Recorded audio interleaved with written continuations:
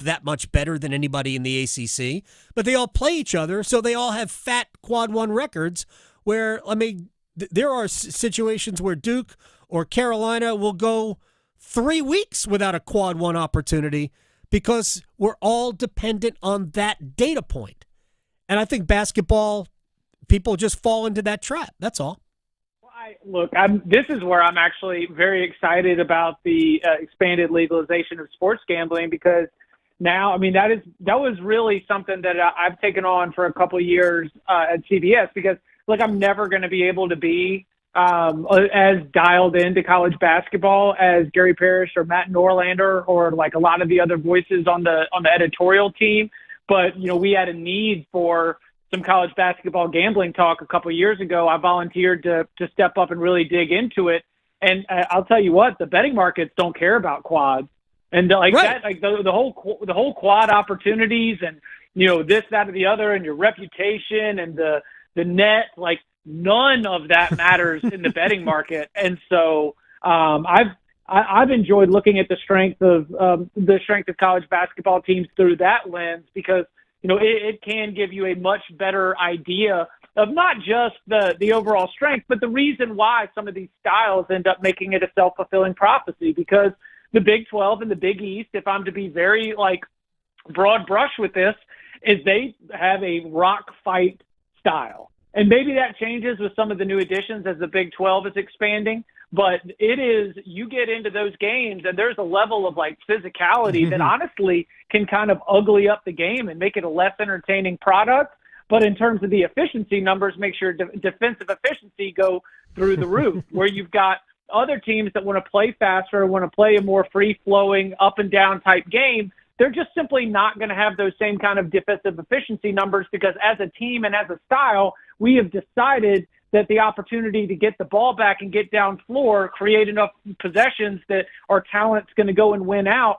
Like, I think that there are more teams that feel good about their open floor skill and their open floor talent than you might have in the Big 12, but that's just not the way that a lot of the efficiency data and a lot of the net rankings type stuff ends up, you know, working out. So, you know, we'll see, because we'll have a full college basketball season. But you look at these spreads and you look at these totals that we're going to get from conference to conference, and it is up to the selection committee on, you know, what they want to do in terms of how they want to seed these teams and who they want to put in the NCAA tournament.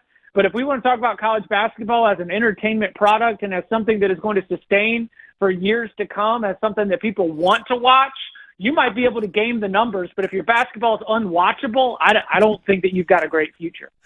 You and I speak the same language when it comes to that. All right, let's get to some college football, because I am fascinated. I have never been, and you know this, I have never been a fan of an expanded college football playoff for a lot of reasons. One, I think Dabo Swinney was right a couple of years ago when he said we're putting teams into the playoff that really don't have a chance to win a national championship. But it's not about that. It's a TV show.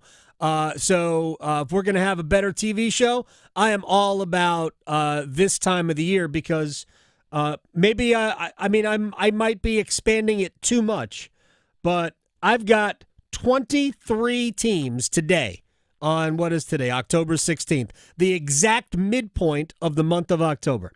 I have 23 teams that realistically, if they take care of their own business, have a chance to be in the college football playoff today. There's zero chance we would have that in a 4-team playoff. So in that case, that's a win, no? Who's what would you say is like at the bottom of that list? Is the bottom of that list BYU? I mean, right now I think they're the best team in the Big 12. So, I mean, I don't really have them ranked 1 through 23.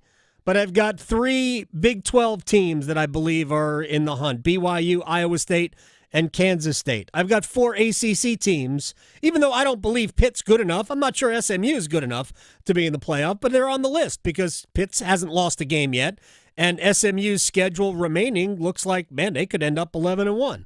I've got 5 teams from the Big 10 that are on my list. I've got 7. Ooh, who's your 5?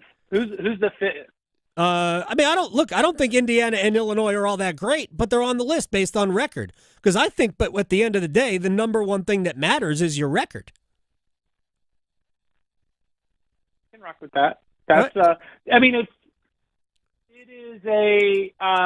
it works differently, and I like that the playoff has created these situations where an Indiana, an Illinois, an SMU, a Pitt, these teams that would feel in a 4-team format that they have no chance to be able to crack the top 4, even if they were to win their conference, then, I mean, you at least have that opportunity to be able to say, like, can they get to the conference title game and give themselves a 1-game opportunity to play their way in?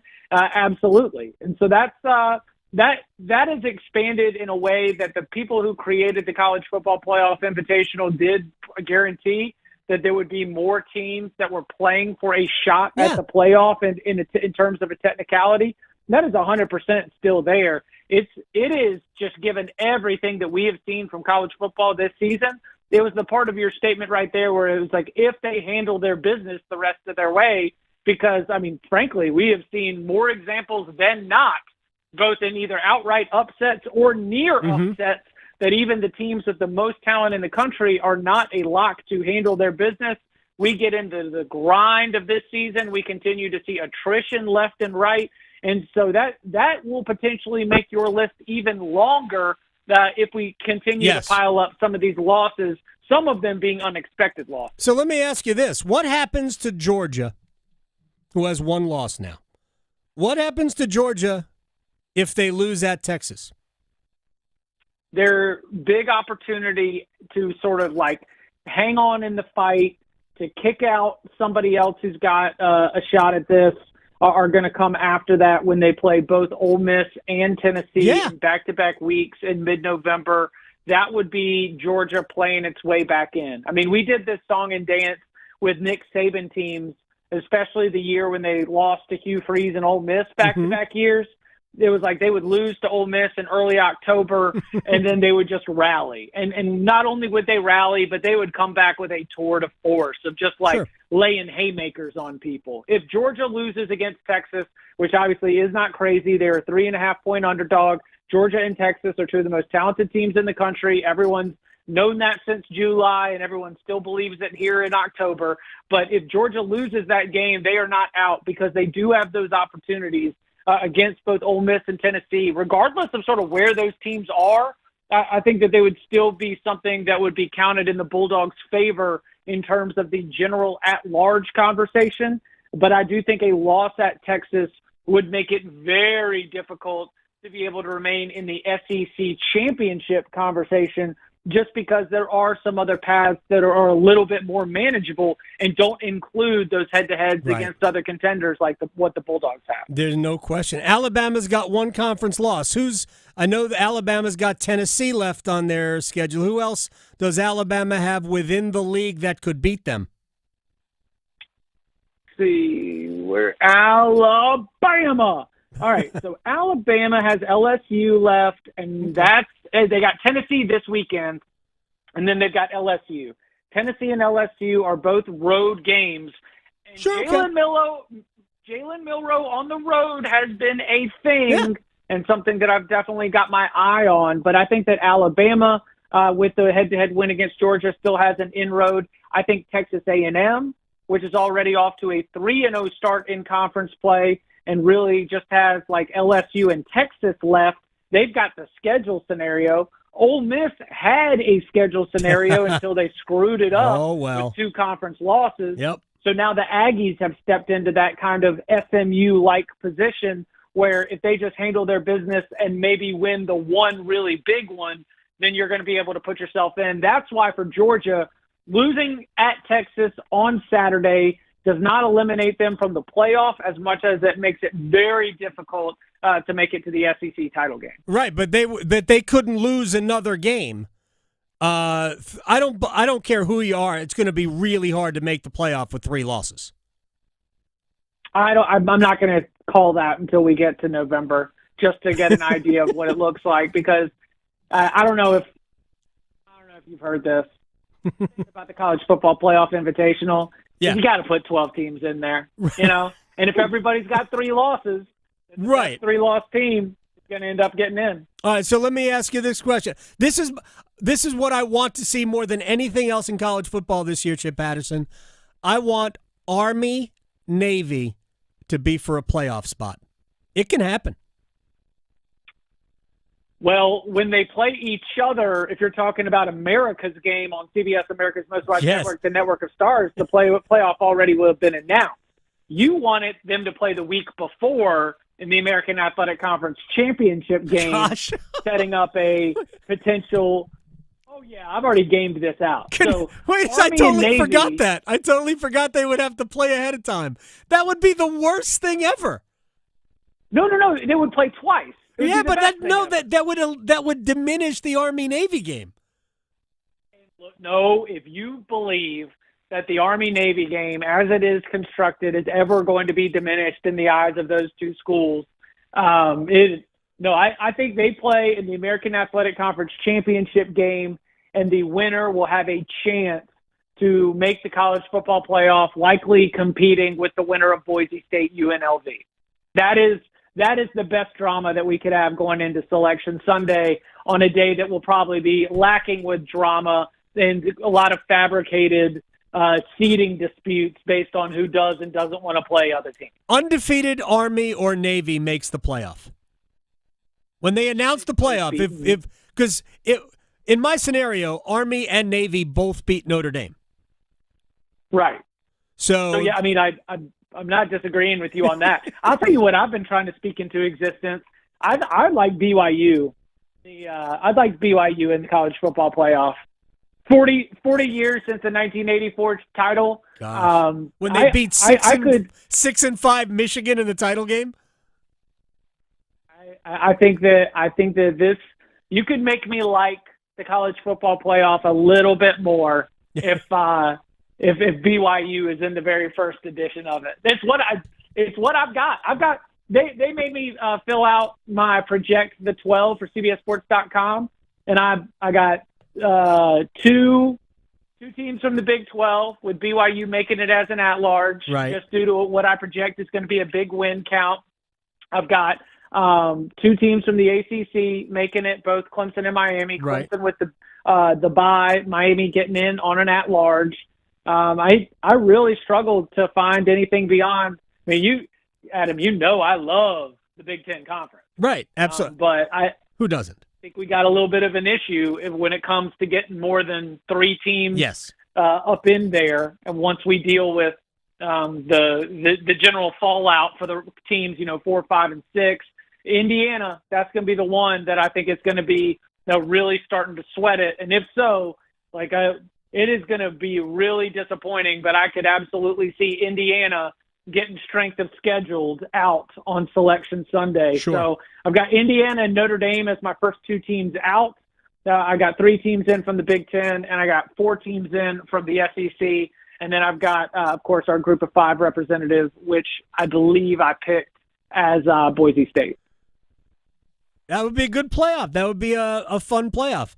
And that would explain why the Big Ten wants 4 guaranteed spots.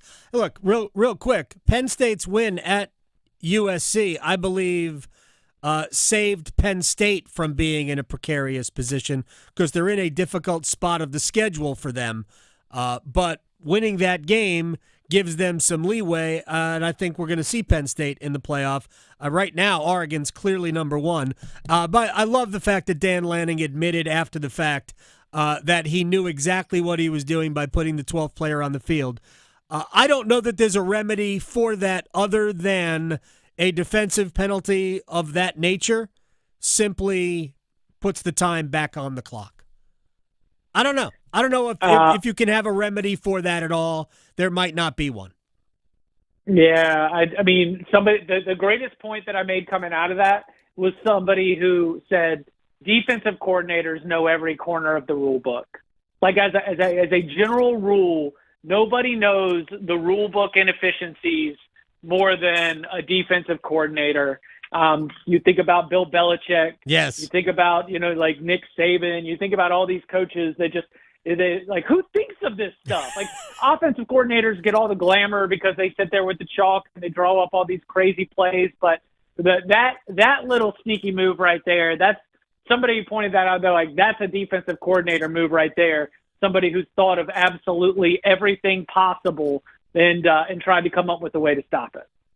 Chip Patterson, there is no way to stop you. My man, I appreciate your time at Chip_Patterson, Cover 3 Podcast, CBSSports.com. Sir, we will talk again next week. Hey, sounds good. Y'all be well. All right. Now, when we come back, I'm going to tell you my favorite Bill Belichick beat the system. No, it's not Deflategate and it's not Spygate. But this happened during a football game. My favorite Bill Belichick-ism is next. Raleigh to Boone, Charlotte to Chapel Hill. Your Carolina is covered. Adam Gold on the North Carolina Sports Network. Adam Gold here from my friends at FanDuel, America's #1 sports book, as Week 7 is pretty close, actually. Broncos and Saints. Oh, my gosh, Sean Payton going against his former team. So, new customers, you bet $5, win that bet, and get $300 in bonus bets. That is incentive to you. Pick an easy one, like Sean Payton yelling at his quarterback. That's minus money. So, here we go. FanDuel.com/AGS. Make every moment more this season with FanDuel.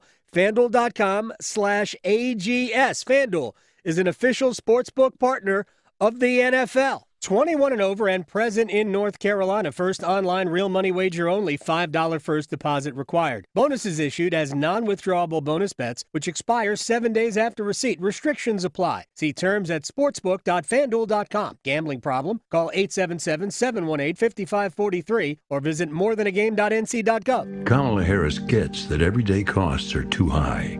She has real plans to tackle price gouging, cut taxes for middle-class families, and make life more affordable. Her opponent's plan? Donald Trump plans to impose what is, in effect, a national sales tax. On everyday products, it will mean higher prices on just about every one of your daily needs. A Trump tax on gas, a Trump tax on food, a Trump tax on clothing, a Trump tax on over-the-counter medication.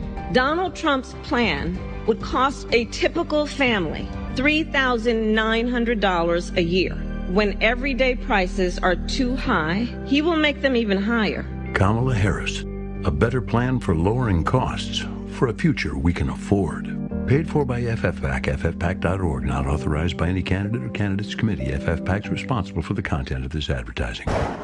Some call it overplanning. At Alternative Power, we call it foresight. Be prepared for the next power outage with a Generac home standby generator. After sensing a power outage, a Generac generator automatically restores your home's power, whether you're home or away. Generac, it's not just a generator, it's a power move. Act now for a free 10-year warranty on a Generac home standby generator. Terms and conditions apply. See more at alternativepower.com. Alternative Power, North Carolina's Generac experts. The 2024 elections are just around the corner, and older voters are the nation's most active. The AARP North Carolina Voters Guide has information about upcoming election dates, registration deadlines, and voting options in North Carolina, such as voting by mail, early voting, or voting with a disability. Find the guide in the voters section at aarp.org/NC and listen each week to AARP Without Limits for important election news and much more. You can find the latest episodes of AARP Without Limits wherever you listen to your podcasts. Psst.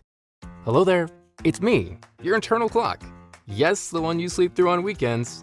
You've probably heard my TikToks, but I'm straight up sounding the bell now. It's almost time to start applying for college. That means you got transcripts to gather, letters of rec to request, and campus tours to schedule. But hey, we've got time, and we've got CFNC. CFNC.org can help us plan, apply, and pay for college. We got this, trust me. Just visit CFNC.org to help us stay on time.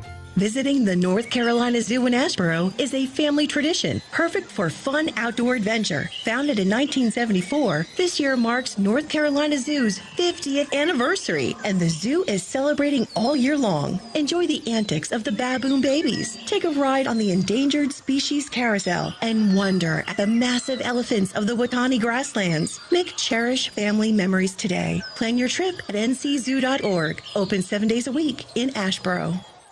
This is Adam Gold. He said he could talk about his golf game.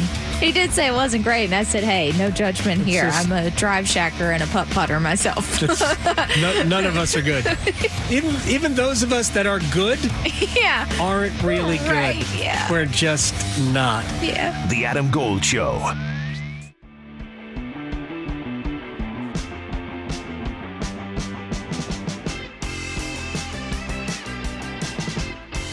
It's the Adam Gold Show. I am Adam Gold. Graham Hill on the ones and twos. We're going to stretch in a second. Before we do that, and then we will place bets.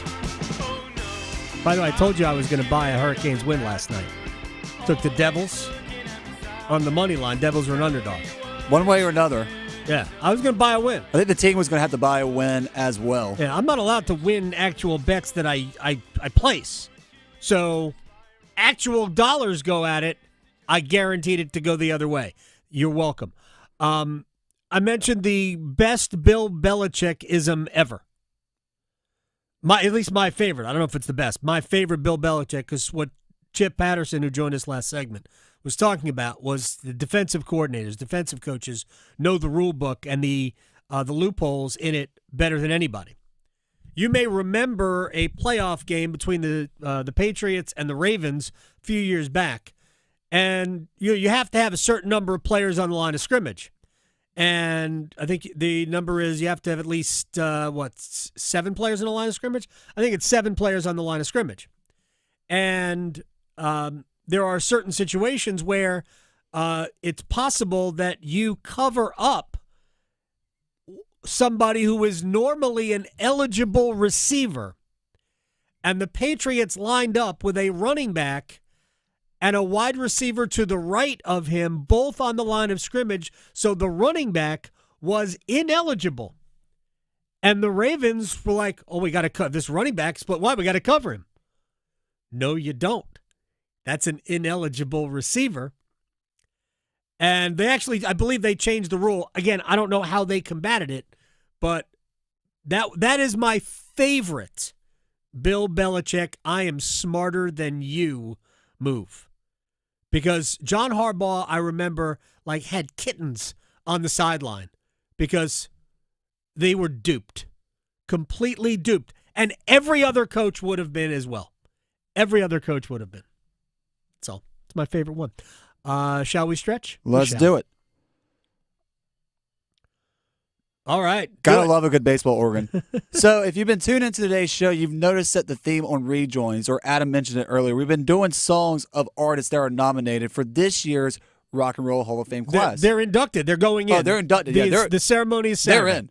Now, the band that I just played coming out of break, they are not inducted into the Rock and Roll Hall of Fame, but they might be one day. You could say you heard them right here on the Adam Gold Show. Quick shout out to a new band debuting on the scene called Giant Robots. The song that I Giant Robots? Giant Robots. The song that I played coming out of the break is their new single, Flower Pot Ashtray, by a band coming straight from the heart of the Tar Heel State, hailing from Wilmington, our program down here on our statewide network. Giant Robots is made up of homegrown talent with Lucas Bourne from Wilmington, Weston Hersey, and John Paul Smith, whose father's a big fan of your show, by the way, Adam. Thank you. Listens every day. They're both from Goldsboro, and then Jen Tripp from Raleigh. Currently playing local shows in the New Hanover area, but they're looking to expand their horizon across the state of North Carolina. Each band member, self-taught musician who writes their own songs. I could only play the tambourine when I was growing up, so they already have miles on me. And they're inspired by bands that you might like, such as The Pillows, The Beatles, Pavement, and The Flaming Lips. So, nice. Whether you're into rock, indie vibes, or just love supporting local music, Giant Robots is here to bring a fresh, electrifying sound that you need to hear. Randy Slack, if you're listening right now, you have this homegrown talent down your neck of the woods. Giant robots. Catch their next Interesting. Catch their next live show and be a part of North Carolina's next big thing. Follow Giant Robots on social media and stream their debut tracks on all platforms. Just a little bit of a selfish plug for some good people that I know that enjoy the program. I like it. That's very good. That was it. That's all we got. That was it. All right. That was it. Now, if I can find the button, let's place some bets. There we go. Place your bets. Here. I bet you slice into the woods $100. Gambling is illegal at Bushwood, sir, and I never slide. Okay, you can owe me. I owe you. After you, sir. All right. I guaranteed. I said Devils would win. I went over 6.5. Devils did not win. It didn't go over 6.5, but because actual money was placed on it, I guaranteed the Hurricanes would win. Yes. So shall we see if that works again? Let's see it. All right. Dodgers at the Mets tonight. Dodgers minus 1.5. Under 7.5 runs. Plus 450. I am also going with Game 3 of the National League Championship Series as my wagers, and I'm going to take the over 7.5 runs. I think this one might be a little bit of a shootout. The number is low because of the bullpen availability, but I don't think that's going to matter too much. And plus, it's the standalone game tonight. Why not cheer for some runs? 8:09 tonight. Do they want me to stay up well, I guess it won't be that late. You stayed up last night baseball, for the Hurricanes game. You can go back to back. Walk in here with your Dunkin' Donuts coffee cup in the morning. 3 nights in a row because of the baseball, then Monday Night Football, which ended late. Yeah, it's crazy. All right, the Shriners Children's Open on the PGA Tour. Steven Jaeger to win, plus 3,500. I'm just trying to help. Shriners Hospital, great cause, by the way. Great foundation. Huge fan of them, so I'm all for that bet. Hope it hits. I'm going to go back to the baseball game tonight. You're going to be mad at me, Adam. I'm going to go Mookie Betts to record 2 plus hits plus 260. It's been fairly hot this playoff. Sorry, I can't hear you. Driving the engine of this team and this run. First home game of the National League Series. Severino. He's faced Severino 40 times and is hitting a 3.24 average and slugging .529. Mariota creates comfort. Yes, no, maybe. Okay, Adam good. just ignored me. I'm with you. As soon as I took a Dodgers bet, I'm he was good. like, "That's fine." I just took the Dodgers. "Oh yeah, you took the." We're paying attention to this. All right, let me give you a hockey bet. I follow some Avs fans on Twitter, and they are upset that Alexander Georgiev is starting tonight. So give me the Bruins outright on the road. And over 6.5 goals in the Bruins at Colorado. I'm going to go hockey bet as well. Mr. Game 7, LA Knights, Toronto Maple Leafs. Max Domi to register an assist plus 190. Max Domi, our former Game 7. 7 guy who that's the only thing he did in however long he was with the Hurricanes. All right, when we come back, we head into the wall of sound. We're going to talk rock music next hour as well. Going beyond the box scores. Adam Gold on the North Carolina Sports Network. Adam Gold here from my friend Gordon Miller. Miller Lending, Kildare Farm Road in Cary. I'm going to paint this scenario for you. You know you're going to buy a house or you're going to refinance a house. And then you find out, oh my gosh, the rates have gone up 1/4 point. Maybe I should wait until the rate comes down and then I can get a better rate. Or you can simply do this. Mortgages don't wait for you. Go get the mortgage, get the best rate you can get, always at Miller Lending on Kildare Farm Road in Cary. And then when the rates drop, and they will this year, next year for sure, refinance free of charge when the rates come down. Never pay closing cost. If you pay closing cost, you are lighting thousands of dollars on fire. You can't make that money back. Always do the best thing for you and your finances. It's your money, you keep it. Miller Lending, home of the original no closing cost mortgage.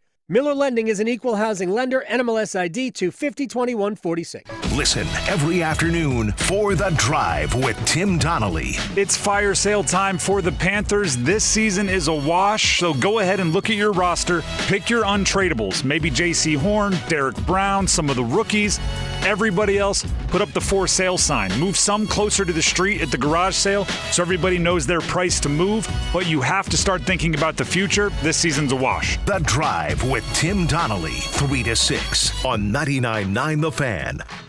With all these new winners at the North Carolina Education Lottery Winners Club, we need to decide who's in charge. We need a top prize winner. We need someone who's good with words, like us crossword winners. If elected leader, I will extend the hours during which all winners can use the diamond-encrusted hot tub. Yes. New scratch-offs mean new winners. This month's tickets are packed with $370 million in total prizes. The Winners Club awaits. Must be 18 to play. Approximate overall odds of winning range from 1 in 3.04 to 4.31. Problem gambling helpline 877-718-5543. Martha was ready to switch to a career in IT. There's always a need for IT specialists, especially with AI coming out and cybersecurity. It's practically recession-proof. My Computer Career even provides job placement help. The career specialists, they're very helpful. They care about you as a person. You're not just a number to them. I would recommend My Computer Career wholeheartedly to anyone. Take the free career evaluation today. Become an IT pro in just months with zero experience at mycomputercareer.edu. Who's ready for some football? Celebrate the season with award-winning wings and ice-cold pints at Carolina Ale House. With wall-to-wall TVs, Carolina Ale House is the go-to spot for every game. From Honey Buffalo to 5 Alarm to Carolina Barbecue, we've got wing sauces for all flavors. If you're feeling hungry, don't forget about our brisket French dip or Philly cheesesteak. Grab a front row seat, sip on your favorite beer, and watch your squad with us. Carolina Ale House. Ale yeah. Summer is winding down and fall is fast approaching. At the Good Feet store, our arch supports are designed to make any season comfortable by fitting into your favorite seasonal shoes. Stop in your local Good Feet store today or make an appointment at goodfeet.com. Adam Gold here from my friend Dr. Lori Travers at Travers LASIK, and twice in the last week, people have asked me about my experience at Travers LASIK, and I have said, well, if you want 20/20 vision and you want to get rid of glasses and contacts, I think it's a great idea. 919-510-6830, traverslasik.com. 2-year, zero-interest financing is available, about 5 minutes per eye, totally painless. 919-510-6830, Travers LASIK, see what you've been missing. This hour of the Triangle Sports Leader is powered by Ritchie Law Firm, Raleigh's injury lawyers. Bounces his way into the end zone. Touchdown! Visit GotBrian.com. That's GotBrian.com. WCMC HD1 Holly Springs. Take us with you on radio, web, app, Alexa, and YouTube. 99.9 The Fan, the Triangle Sports Leader. Svechnikov will hit it to Jarvis. Jarvis waiting, still hanging on. He turns and scores! Seth Jarvis knocks it at one. Past the halfway point of the third period. Orlov shot, the score! Deflected out in front, and welcome to the National. His first NHL goal, Jackson Blake. Canales has an empty net. Bingo! Sebastian Aho, his first of the year, puts Carolina up 4-2. Heck of a hockey game last night. Heck of a performance by your Carolina Hurricanes. Hi, it's the Adam Gold Show. I'm Adam Gold. Graham Hill on the ones and twos. Thanks to Dennis Cox for tapping in for just a few minutes. I know, Graham, you are part of Next Up on the home office radio station. Yep. 99.9 The Fan. 9A to 10A every morning. Exactly, 9 to 10. Occasionally you guys call me. No, I mean, you guys don't need me. It's fine. We always need you, Adam. Oh, yeah. You have anything to promote coming up maybe on tomorrow's show? Yes. Luckily, I promise I was not trying to self-sabotage Dennis Cox when I left. I know that there were some cords that got disconnected. Sorry, we blame Dennis for breaking the show. But Chip was able to come on. Always a great time with Chip Patterson on Chip Patterson Wednesday and Graham Hill Wednesday. But yes, tomorrow morning, while I was gone, I was with Paul and we were doing our interview with Duke head football coach Manny Diaz. Big game. I'm going to say it's a big game just because if you're Duke, you don't want to throw up on yourself. But Wallace Wade Stadium this upcoming Friday night, 7:30, primetime television, ESPN, the Blue Devils versus the Seminoles. And we were thankful to be joined by Manny Diaz just this afternoon. We recorded it, and you can hear it tomorrow morning at, we'll say 9:15. How about that? You say whatever you want. It doesn't have to be true. That's been proven all over the United States. So it's a big game because if Duke wins, they're bowl eligible. Correct. Now they might be Just bowl like that. eligible anyway based on APR scores. Yeah. Let's be honest. I mean, 5 and 7. If we can't find enough teams, we go to APR, and Duke is always pretty much at the top of that APR thing. But 6 wins would get them automatically bowl eligible. But I mean, look, I don't think Duke's going to finish 10-2 or anything like that. The rest of the schedule is very difficult.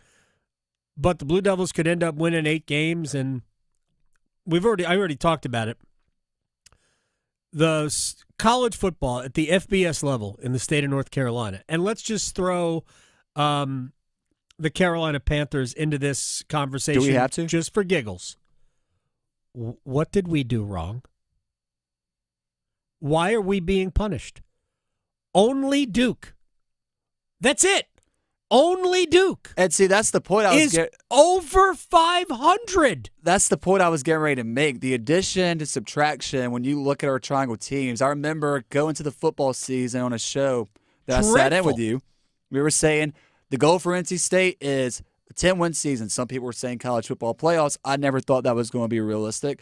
And then the goal for Carolina was 9-win season, get back to a New Year's Six bowl. And then the goal for Duke was just to make a bowl game. And they have an opportunity coming out of their bye week at home on primetime television to be bowl eligible. I didn't realize this until Coach Diaz just brought it up in our interview. Spoilers. Duke 14-2 at home over the past 2 seasons. There you have it. There you go. So shout out to the the Wallace Wackos. Okay, call them whatever you want. Look, Duke certainly could use a home field advantage. It typically is not an intimidating atmosphere for college football. It's a beautiful. I have a friend who refers to Wallace Wade Stadium as a great high school stadium. I get the sentiment. I get the zen there. I get the sentiment. But it is. I mean, it's 35,000 people, right? But hey, put some respect on the Devil deck this year, okay? Devils are, but I'm not joking. They are easily the best football team at either division, at the FBS level or above, meaning the NFL, in the state of North Carolina. 100%. That's what we got. Duke at 5-1. My gosh. Anyway. Let's do a wall of sound. The wall of sound is a function of this studio.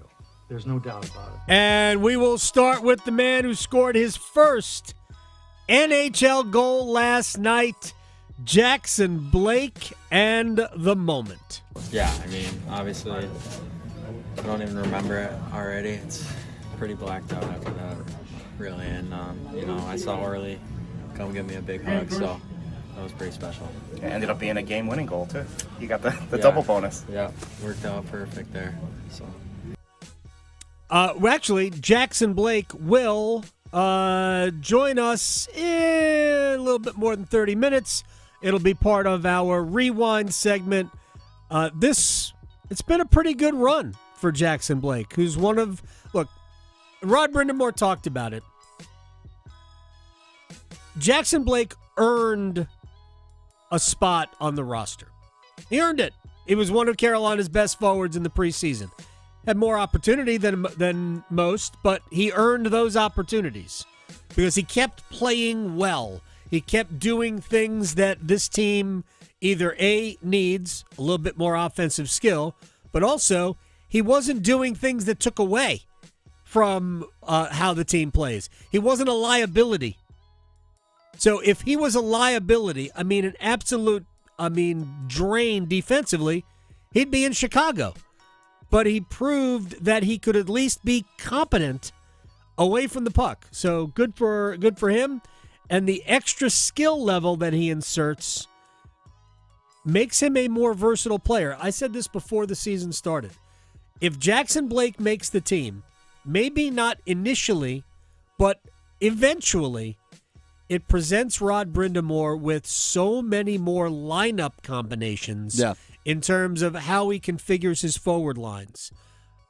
At some point, what we see now is going to change, and Jackson Blake will allow Rod to move things around that will put him in more advantageous situations and just change the look. I think they'll be able to do it. Heck, it might happen on this road trip because right now everybody knows what the lines are. No matter what, the good news is you can never have too much depth, especially at your forward position.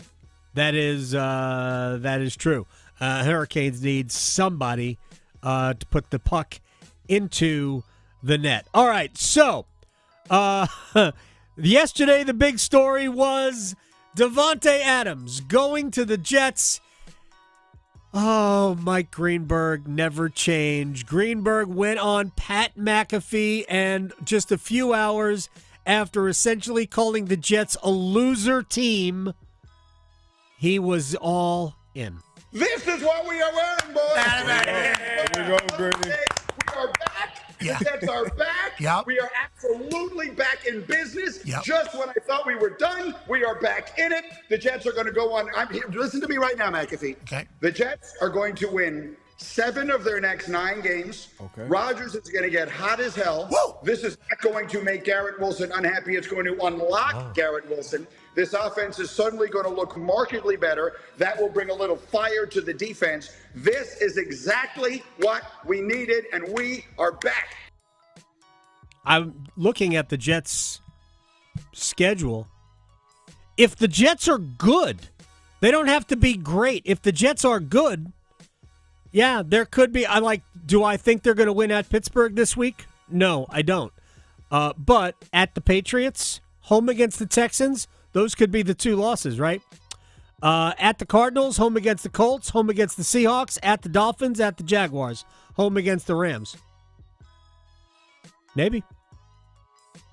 If they go 7-2 in their next 9 games, they'll be 9-6 with 2 games to play at the Bills and home against the Dolphins. 10-7 might get them a playoff spot without necessarily being all that great. I don't think it's going to happen. Overall record once again. Can you repeat that for me? Oh, if they can get to 10-7. Well, if he says if they go 7-2 over their next 9 games, that would get them to 9-6. They're 2-4. 2-4. So all I'm hearing from this, with the addition of Davante Adams, if you couldn't be with us at 2-4, you can't be with us at 5-9. Zing. They're no good. They're a mess. But hey, let them have their fun. All right, I have one more thing in the wall of sound, and let's do it. Chris Canty disagrees with Mike Greenberg. I'm fading the New York Jets.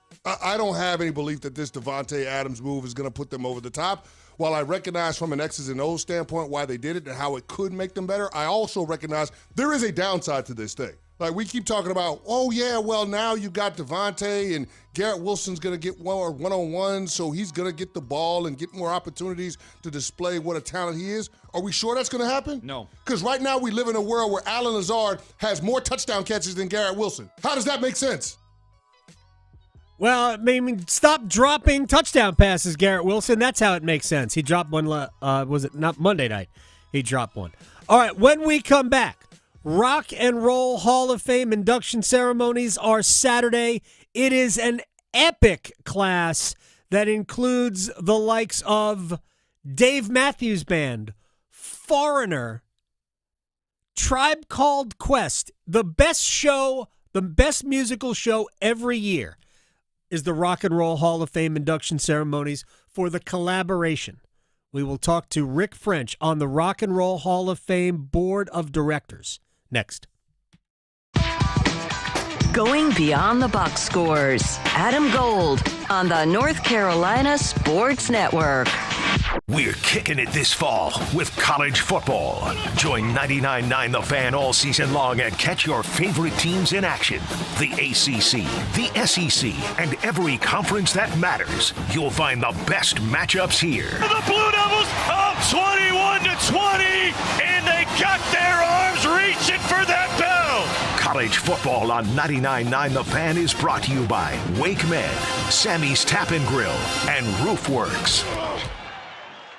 Adam Gold here from my friends at FanDuel, America's #1 sports book. When somebody calls you a square, don't think it's a bad thing, especially if they're talking about FanDuel squares, because that's what we do on Thursday nights. The same game you play during the Super Bowl, you probably lose because you get assigned silly numbers. You have a chance to win because you control the numbers you get. You can take as many as you like. You can see the odds ahead of time. You can even bet them live during the game. Plus, since the NFL is fun and happy, new customers can bet $5 and get $300 in bonus bets if you win that first wager. FanDuel.com/Adam Gold. Bet on squares. FanDuel is an official sportsbook partner of the NFL. 21 and over and present in North Carolina. First online real money wager only. $5 first deposit required. Bonuses issued as non-withdrawable bonus bets, which expire 7 days after receipt. Restrictions apply. See terms at sportsbook.fanduel.com. Gambling problem? Call 877-718-5543 or visit morethanagame.nc.gov. The Pack family knows Sammy's Tap and Grill is your one-stop shop for brews and bites, serving up good times for almost 25 years.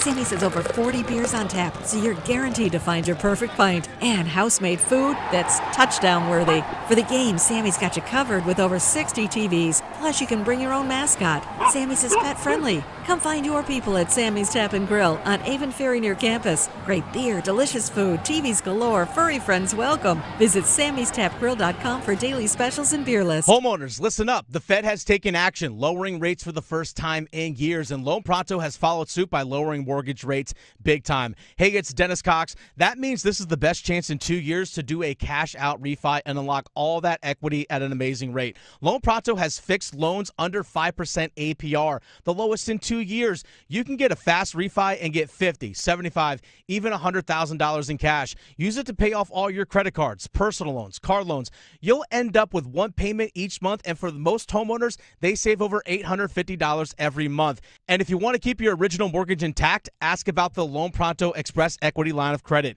If you act now, you can even skip your next 2 house payments. Call now. Get your rate quote in minutes with no hard credit pull and no upfront fees like those other guys. Call 919-381-1760 or loanpronto.com. 919-381-1760, loanpronto.com. Equal housing lender, NMLS 1661781, on approved credit, NMLSconsumeraccess.org. Prescriptions require an online consultation with a healthcare provider who will determine if appropriate. Restrictions apply. See website for details and important safety information. Subscription required. Price varies based on product and subscription plan. Hi, I'm Dr. Peter Stahl, board-certified urologist and Senior Vice President of Men's Sexual Health at HIMSS. I've helped many guys with ED in my 12 years of practice. But now you can get world-class care for ED 100% online by going to hims.com. So what are you waiting for? To start your free online visit and find ED treatment at up to 95% off brand name prices, go to hims.com/joy. Hi, this is Mike Maniscalco. Do you want to increase the value of your home and decrease the cost of energy bills? If your home needs new windows, siding, doors, and more, look no further than your locally owned Window World, the Triangle's most trusted and America's largest exterior remodeler. A proud sponsor of the Canes, Window World will get your home looking great on the outside while saving on energy costs inside. Search Window World for a free quote today. This is Adam Gold. We had lightning hit a pretty large tree. Oh, yeah. About 150 yards from the house. It'll be my sign to go win the lottery. But you know what? I'm sorry, I can't. I have rules. If it's not over $1 billion, I'm not playing. Yeah, still just millions. The Adam Gold Show.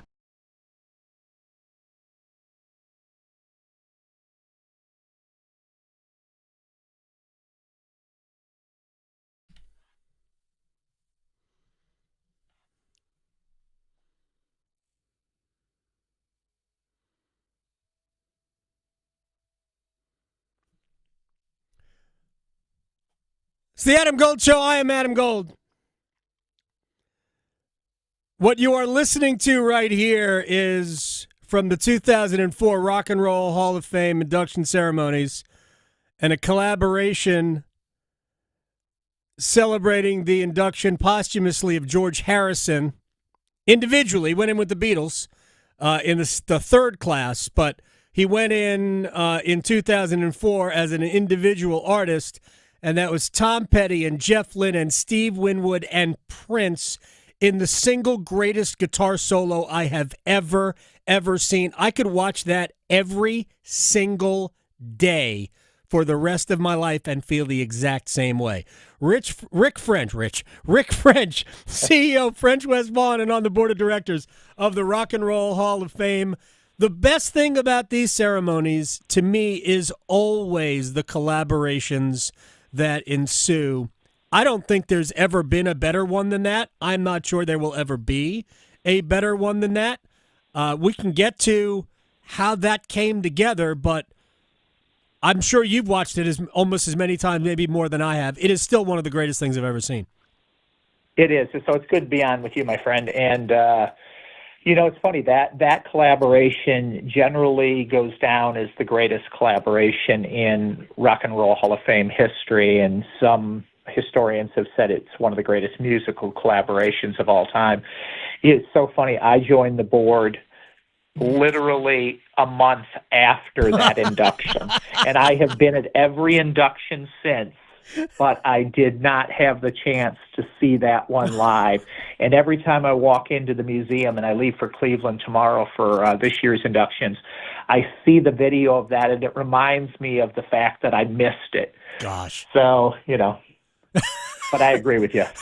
It's just so good. It gives me chills every single time I watch it. And by the way, you'll be able to stream this year's ceremonies live on Disney Plus Saturday evening. I think it starts at 7. The lineup of inductees that are scheduled to perform: Mary J. Blige. Cher's going to perform? She is going to perform. Wow. In fact, Dua Lipa is going to join her in the performance. I'm sorry, I need a moment. I've already established this with Grant today. Dua Lipa is amazing. She is. By the way, if you need to get Dua Lipa and Chris Stapleton to do their song, it's actually his song, I guess. It is just I watch that a lot too.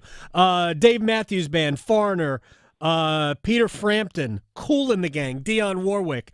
It is an incredible array of stars. Can you give us any hints, other than what you just did with Dua Lipa and Cher, about any? I will do this because we're close enough to the broadcast and the show Saturday night that I'll share a few tidbits with you. Sure.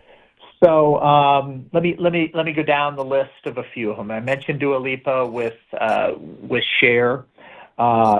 Foreigner is going to be very interesting. Of course, Mark Ronson is the son-in-law of Nick Jones, but we've got some really incredible collaborations planned with Foreigner. Peter Frampton has. We're going to have Keith Urban and Roger Daltrey performing with Peter Frampton. Wow. Ozzy Osbourne is remarkable. You've got Jack Black. You have Jelly Roll is going to perform with him. Tom Morello. Wow. The list goes on and on. I think James Taylor is jumping in with Foreigner, which is going to be very interesting. And then you have Jimmy Buffett, who is being inducted. Yeah. Kenny Chesney and Mac McAnally are going to collaborate together to honor him.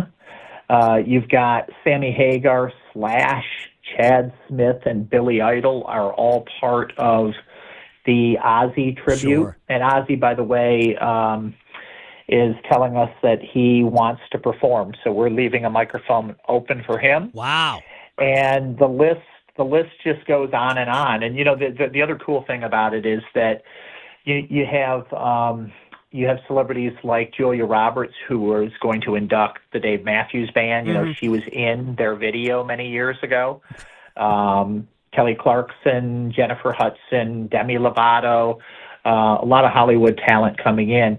I would say that this year's induction, it has the collaborations that we have pulled together probably has the greatest chance of matching that 2004 induction ceremony. I don't know that we've ever had a collection of artists and talent quite like this with the collaborations. And I will say that's the power of Disney being behind this.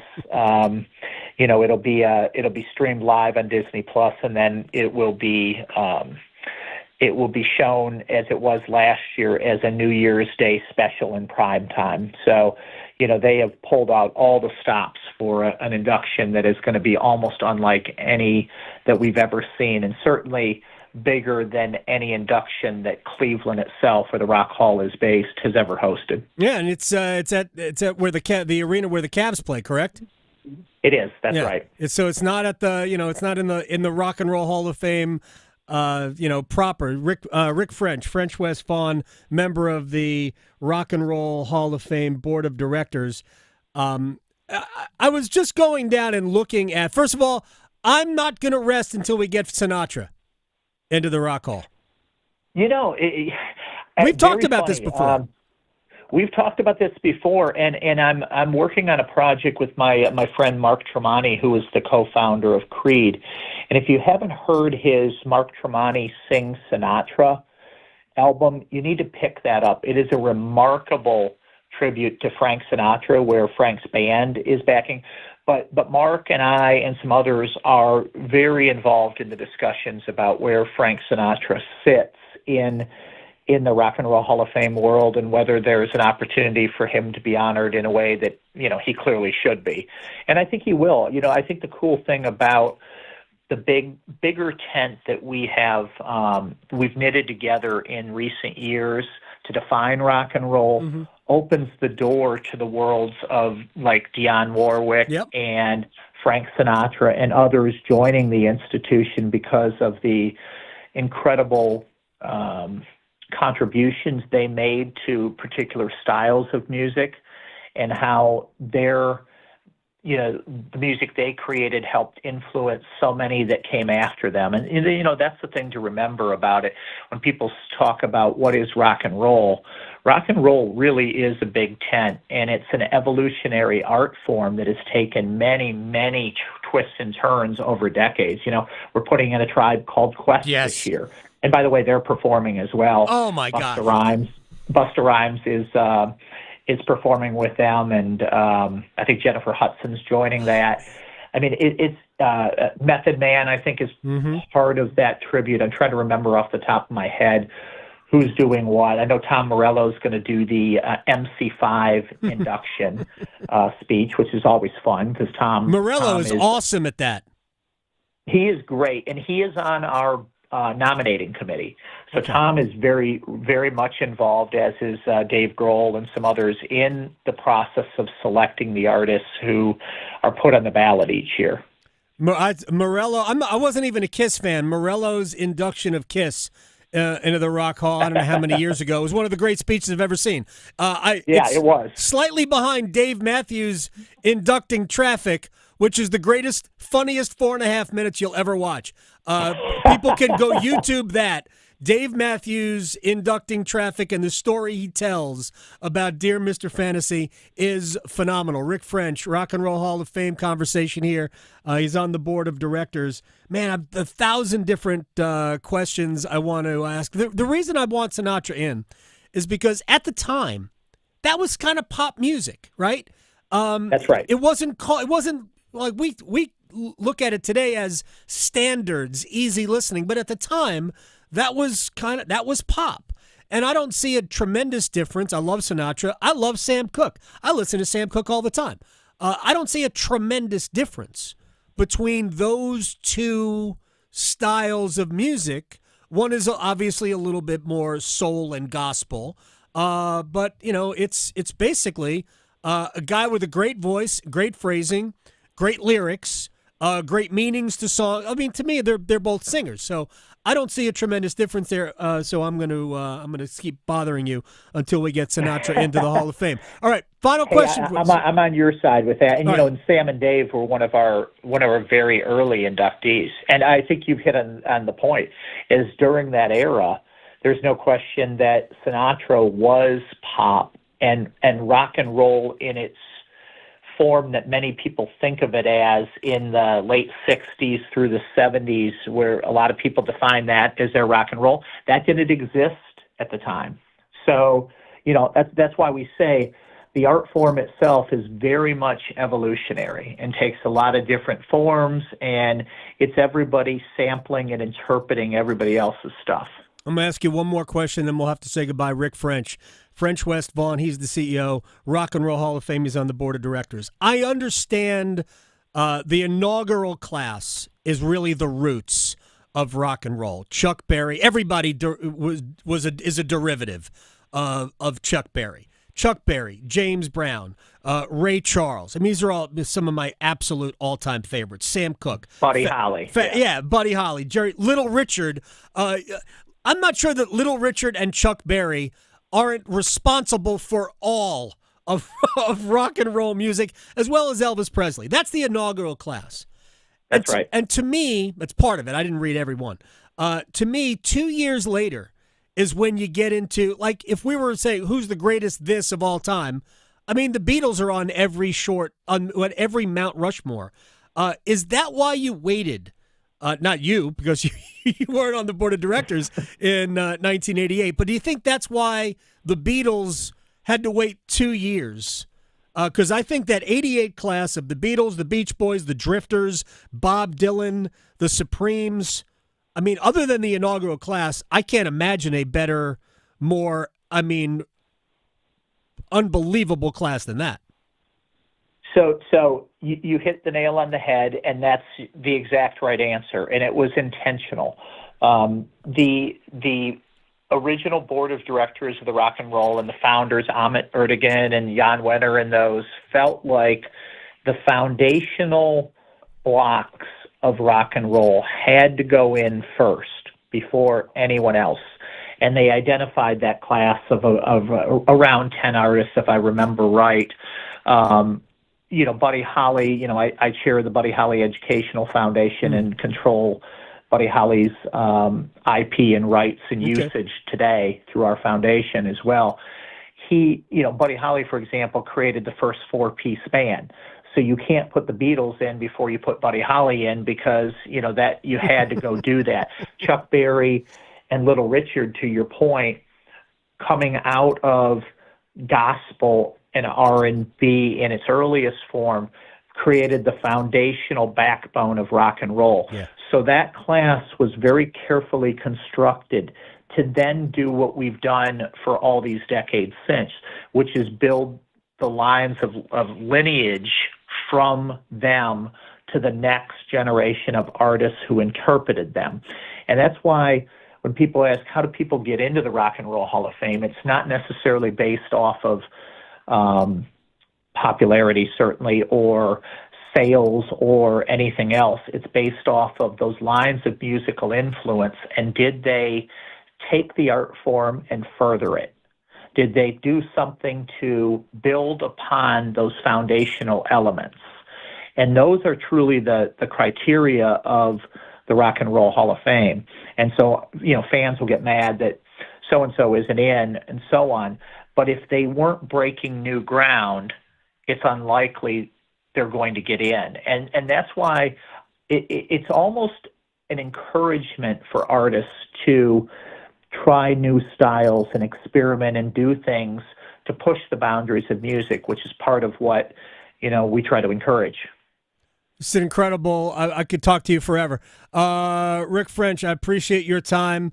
Have a good time. You can. This show can be streamed on Disney Plus, and then it will be, as Rick said, part of the New Year's Day, right? New Year's Day TV. I'm guessing on ABC if they're not showing a bowl game, but they're probably showing a bowl game. So maybe it'll actually be on ABC. Look at that. In prime time. Yep. Oh, well, okay. We're prime time. At that point we're sick and tired of football. Exactly. Rick, thank you very much. I appreciate your time. I'll talk to you soon. As always, my friend. Take care. You got it. Again, I could have forever. There's one thing. I mean, I'm going to go out on a limb here, Graham, and say all of us are sports fans. Yes. But at the same time, all of us are music fans. Oh, absolutely. And we've got different things about music that we love. I'm not a huge fan. Well, I shouldn't say that. There are certain elements of rap and hip-hop that I love. Mm-hmm. Tribe Called Quest is one of them. I'm fired up for Tribe going in. Completely, totally into it. I'm trying to get my kid to listen to that as opposed to the other stuff. Do I need to hit the dump button? Other stuff that he listens to. Or else we're going to sound like rap music. Right? Right. I'm trying to get him to listen to Tribe. Like, there's some questionable subject matter with that, too. It's just so much better, I think. But, man, I can listen. I love Sinatra. Love it. Rock and roll is, and like Dolly Parton winning, I think it was last year. Yeah. How is Dolly Parton in the rock and roll? Because it's all music. It's all, it evolved off of an element of music. I mean, whether it's classical music, it's all music. So I think it's almost unfortunately named that it's called the Rock and Roll Hall of Fame. Maybe we're simply talking about pop music. And I'm Saturday night, 7:00, Disney Plus. I might get Disney Plus just to watch this. Two things. As I've gotten older, I have transitioned more into classic rock. It was always there when I was younger. My mom put me on to Billy Joel, Elton John, very young age. Matchbox 20, that's a little more alternative. But now that I've got, there you go, stamp of approval. Matchbox 20. Billy Joel, Matchbox 20. Yeah. Okay. Now that I'm at the age of 25, I love classic rock. Matter of fact, one of my favorite concerts that I went to last year was Loverboy and Foreigner at Walnut Creek. So, and number two, speaking... Is Loverboy classic rock? I mean, they were totally I need a Foreigner, ruling. so...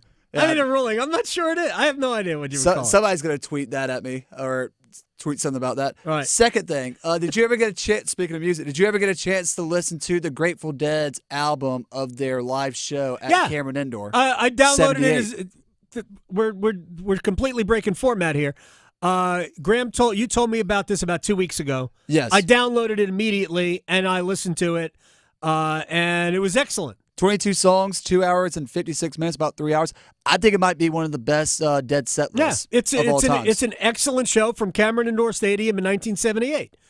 It's the era of the Dead where I wasn't in love with a lot of the stuff that they wanted to play a lot, but it actually is. It's an excellent show. Recommend, and it's I think it's a pretty good version, pretty good in terms of the audio quality. Yeah. Pretty good version of it. Yeah, man, I'm so much good music. All right, we'll come back. We'll rewind. Back to sports. Well, maybe. You'll meet Jackson Blake, who scored his first NHL goal yesterday amongst the rewind. Next. Serving it up hot and fresh every day. Adam Gold on the North Carolina Sports Network. Kamala Harris gets that everyday costs are too high. She has real plans to tackle price gouging, cut taxes for middle-class families, and make life more affordable. Her opponent's plan? Donald Trump plans to impose what is, in effect, a national sales tax. On everyday products, it will mean higher prices on just about every one of your daily needs. A Trump tax on gas, a Trump tax on food, a Trump tax on clothing, a Trump tax on over-the-counter medication. Donald Trump's plan would cost a typical family $3,900 a year.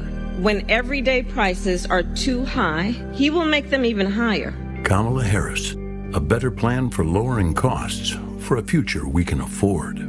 Paid for by FFPAC, ffpac.org, not authorized by any candidate or candidates committee. FFPAC is responsible for the content of this advertising. Trust ACT construction equipment and Bandit wood chippers and stump grinders to position your tree service for success. ACT construction equipment is your authorized dealer for sales, service, parts, and rentals for Bandit wood chippers and stump grinders. ACT construction equipment has been your authorized dealer for Bandit equipment for over 10 years. Visit one of our 6 North and South Carolina locations or actce.com for more details on Bandit wood chippers and stump grinders. ACT construction equipment, always the right equipment for the job. Are you struggling with your Medicare drug costs? The NC Department of Insurance SHIP program may be able to help. The Extra Help in Medicare savings programs are available for those who qualify, but you have to apply. Contact SHIP today to see if you qualify. Visit ncshiip.com or call toll-free at 855-408-1212. SHIP provides free, unbiased help in all 100 counties. Project supported by grants from the Administration for Community Living. Contents do not necessarily represent official views of, nor an endorsement by ACL, HHS, or the U.S. government. When the power goes out, your life is disrupted. Heat, air conditioning, refrigeration, phones, all gone. Be prepared for the next outage with a Generac home standby generator. After sensing a power outage, a Generac generator automatically restores your home's power, whether you're home or away. Power your life with a Generac home standby generator. Act now for a free 10-year warranty on a Generac home standby generator. Terms and conditions apply. See more at alternativepower.com. Alternative Power, North Carolina's Generac experts. The 2024 elections are just around the corner, and older voters are the nation's most active. The AARP North Carolina Voters Guide has information about upcoming election dates, registration deadlines, and voting options in North Carolina, such as voting by mail, early voting, or voting with a disability. Find the guide in the voters section at aarp.org/NC and listen each week to AARP Without Limits for important election news and much more. You can find the latest episodes of AARP Without Limits wherever you listen to your podcasts. Psst. Hello there. It's me, your internal clock. Yes, the one you sleep through on weekends. You've probably heard my TikToks, but I'm straight up sounding the bell now. It's almost time to start applying for college. That means you got transcripts to gather, letters of rector request, and campus tours to schedule. But hey, we've got time, and we've got CFNC. CFNC.org can help us plan, apply, and pay for college. We got this, trust me. Just visit CFNC.org to help us stay on time. Visiting the North Carolina Zoo in Asheboro is a family tradition, perfect for fun outdoor adventure. Founded in 1974, this year marks North Carolina Zoo's 50th anniversary, and the zoo is celebrating all year long. Enjoy the antics of the baboon babies, take a ride on the endangered species carousel, and wonder at the massive elephants of the Watani grasslands. Make cherished family memories today. Plan your trip at nczoo.org. Open 7 days a week in Asheboro. This is Adam Gold. And I did have to use 2 screens at one point, or a couple of points, and I don't like it. I can't watch 2 games at the same time. There's a lot going on. I'm sorry. I'm incapable of doing that. Because there were times where, I forgot this other game was on in front of me. Yeah. The Adam Gold Show.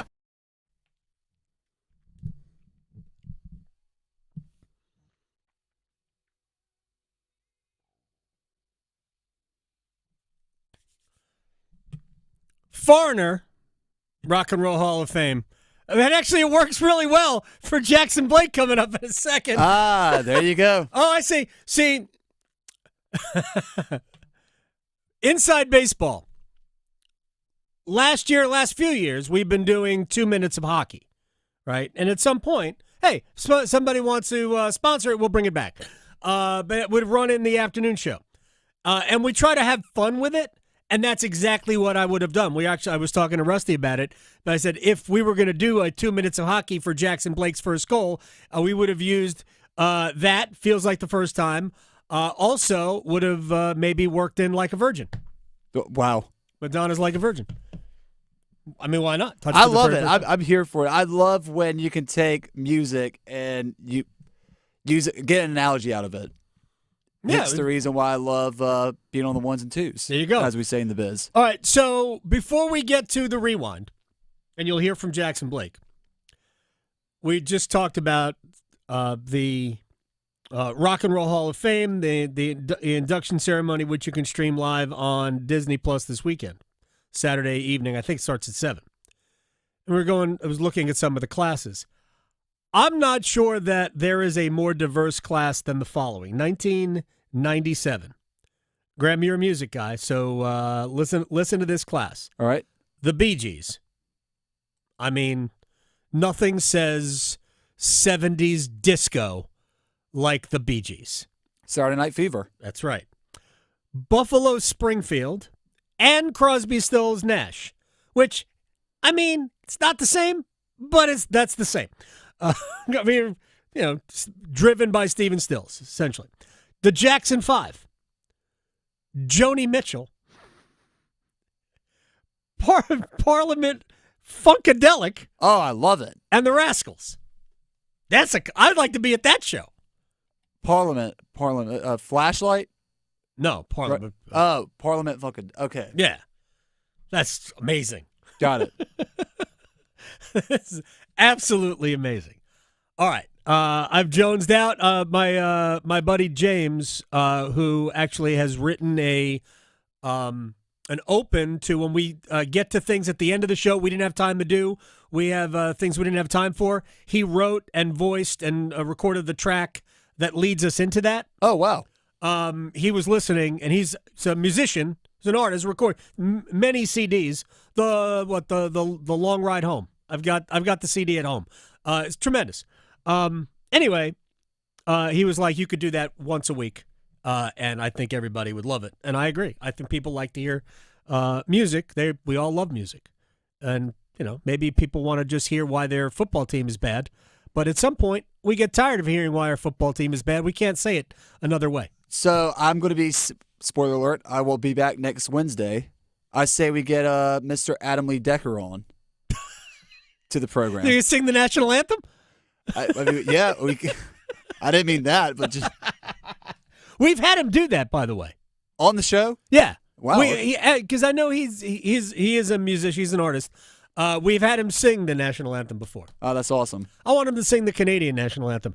All right, let's rewind.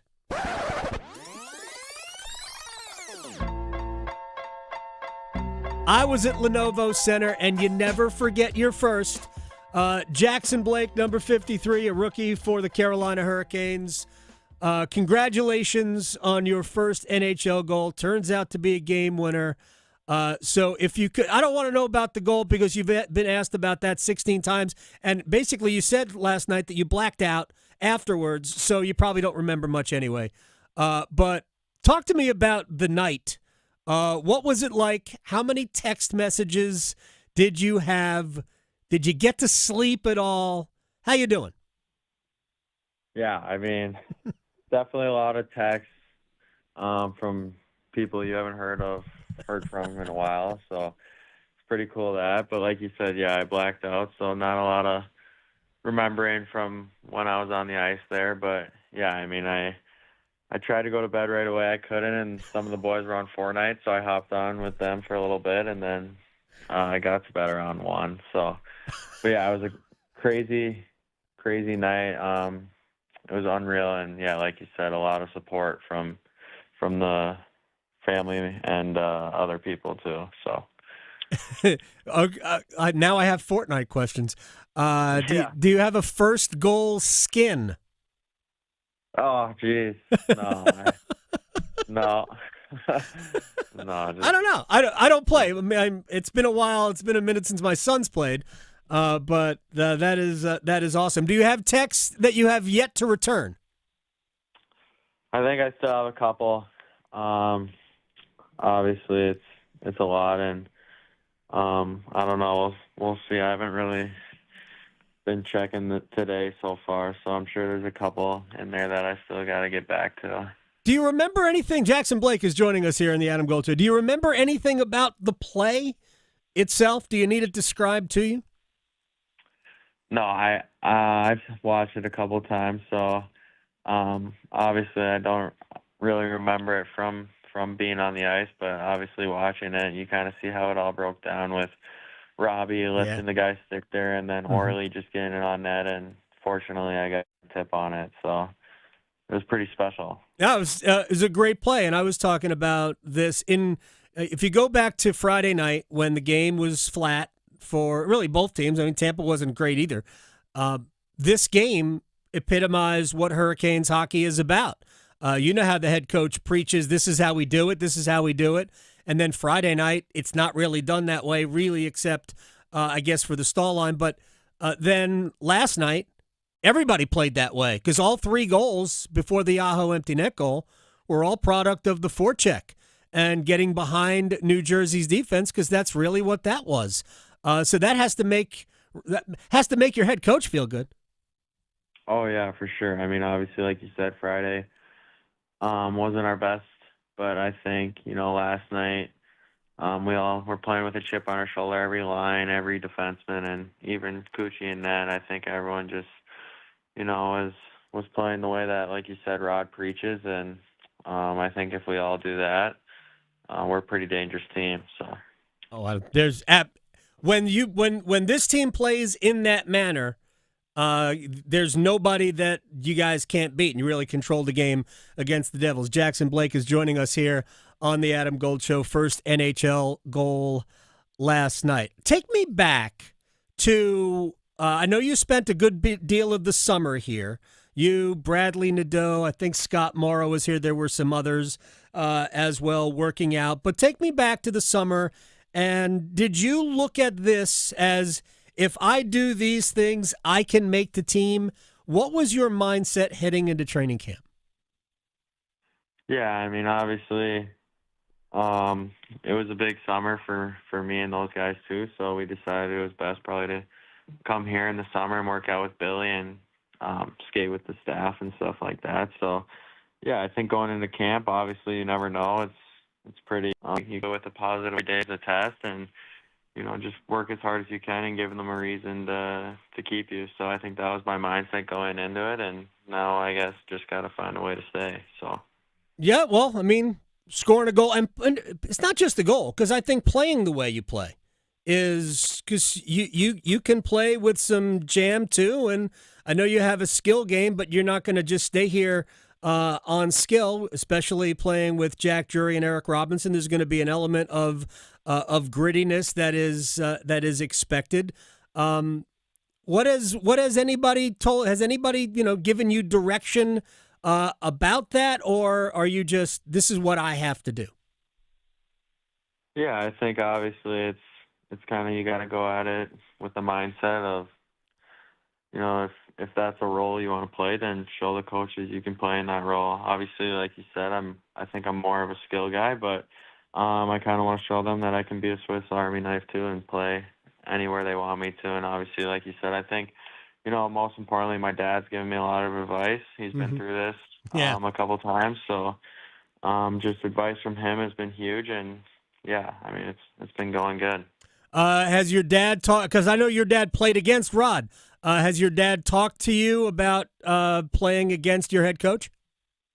Yeah, I think obviously my dad wasn't the biggest guy, and I remember him telling me that he lined up against him one time, and he was a little scared of him, I think. I think he was one of the guys he was scared of in the league. Not scared of many, but I think he saw him, and he's like, geez, this guy's big. So, yeah, that was a pretty funny story my dad told me. That's Jackson Blake, who scored his first NHL goal last night. Hopefully we got, I don't know, a couple hundred more of those in a Hurricanes uniform. He's a good player, really, really good player, earned his way onto this team. By the way, the Hurricanes will be off today, back on the practice ice tomorrow. They'll fly out to Pittsburgh tomorrow afternoon after practice. They will play the Penguins tomorrow night in Pittsburgh, then St. Louis Saturday night, and then it's Tuesday in Edmonton, Thursday in Calgary, Saturday in Seattle, Monday in Vancouver, and then 6 games later they finally make it back home because we have to eat fried food. They also have to come back for Halloween, so bring your candy to the game on October 30th. Not for the Boston Bruins. None for them. Oh, are we doing a candy giveaway? We can. Oh, what are we doing? Oh, just Hurricanes Halloween night. Okay, great. Yeah. First I night just back. I just saw it landed like that on the schedule. Their first game back would be against the against the Bruins on Nice. Halloween night. And so any Bruins fan in the building, you can just bring them a rock. Go straight Charlie Brown with it. Very nice. All right, let's move on to college basketball. This was a thing yesterday, and frankly, it leaves me a little bit perplexed. Last year, and the last 3 years, to be honest, the ACC did not get as many teams into the NCAA tournament as probably they should have. There has been a narrative over the last few years, that the ACC just isn't as good. Yeah, except that we get to the tournament and these teams keep winning. And we keep sending teams to the Final Four. NC State last year, Miami the year before, Clemson and Duke were both knocking on the door in the Elite Eight this year. Like, this has been routine. So, Chip Patterson and I, we usually talk football, but sometimes we talk basketball. And we were talking about the lack of ACC representation in the top 25. One of these hard things to really explain, because without putting yourself in the position of being an AP top 25 poll voter, because the AP poll, like an AP poll voter, has to make some really, really tough decisions when trying to figure out how to sort through. I'm just going to grab a couple of teams that are kind of in that the similar teams, even though they are not built the same. How are you really going to decipher between Texas A&M and Tennessee? Two SEC teams, both very much defensively built. You've got a couple players that you like that they've got back. You've got one or two transfers, which could be impactful. They've both got good coaching with Rick Barnes and Buzz Williams. But, man, it's really hard to, separate one from the other. Right. A very similar thing, I think, happens when you start to look at some of those teams that are, maybe the second, the third, or even fourth best team in the Big East. I mean, the Big East, at times can really underperform, especially when you get to the NCAA tournament. But based on these rosters going into the season, it's really hard to figure out how to put one ahead of each other. And so what happens is you've got all these clumps. Yeah, that's what it is. It's the clump theorem. Okay, the clumps are just too big and too massive in some of these other power conferences where you cannot definitively put one ahead of the other. So you end up including all the teams from said clumps onto the AP preseason poll. And what happens is you fill out all of the spots before you can start to get to what is, in my opinion, a very healthy and a very interesting tier below that Duke and North Carolina, where I agree with you. I would have Wake Forest as my three. If you want to look at Clemson, if you want to look at Pitt, if you want to look at maybe a Miami, if you there are teams in that next tier that are really, really solid teams that I'm expecting to be competing for the NCAA tournament when we get into February. That's the kind of situation where it is a healthy conference. It is a strong conference. But just the math of a top 25 poll makes it different when you have such a big gap between your second and third place team. And then nationally, you've just got a lot of other group teams that look very similar to each other in terms of relative strength that you just end up running out of spots on a poll ballot. My view is that basketball is more apt to look at data points, metrics, analytics, things like that, to determine who gets in, because it does it. It proves it every year. We keep hearing about quad 1, quad 2, blah, blah, blah. Offensive efficiency, defensive. Honestly, it's about winning. Football, we deal with the eye test. Real quick before we get out of here, Carolina Hurricanes made a move today. They placed Brendan Lemieux on waivers. The purpose is to send him to Charlotte in the AHL. If he clears waivers, my guess is they're going to carry a seventh defenseman on the road with them, and it will probably be Riley Stillman, but we'll see. Graham Hill, thank you. See everybody tomorrow. Serving it up hot and fresh every day. Adam Gold on the North Carolina Sports Network. Adam Gold here from my man, Coach Pete DeRuta, Capital Financial Advisory Group in Apex. He is a retirement planning specialist. He can get you from point A, which is where you are now, to point B, financial